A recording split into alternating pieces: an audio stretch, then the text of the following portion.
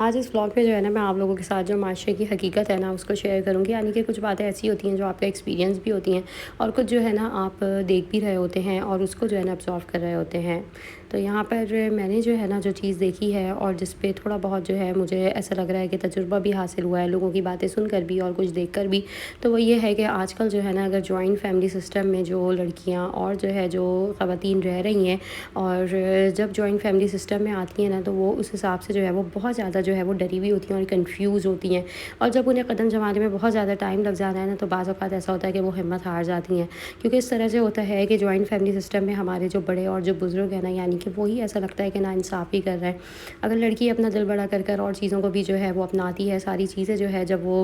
इस माशरे की हकीकत को और सब चीज़ों को कबूल करती है, पर जब वो देखती है कि इस चीज़ का जो है ना, यहाँ पे मैंने मुफ्ती तारिक मसूद का बयान भी एक सुना था कि जिस बेटे की जो है ना वो जेब भारी होती है, मतलब जो बेटा आपका अच्छा कमा रहा है और अच्छा एक इनकम इनकम ऑफ सोर्स है उसका ना, वो अपने सास ससुर को यानी कि अपने पेरेंट्स को ला कर दे रहा है ना, तो उस हिसाब से जो है ना उस लड़की की तो वैल्यू है। पर जिसका हस्बैंड कुछ कमाता नहीं है और जिसका सोर्स ऑफ इनकम इतना कोई ख़ास नहीं है, उसके जो है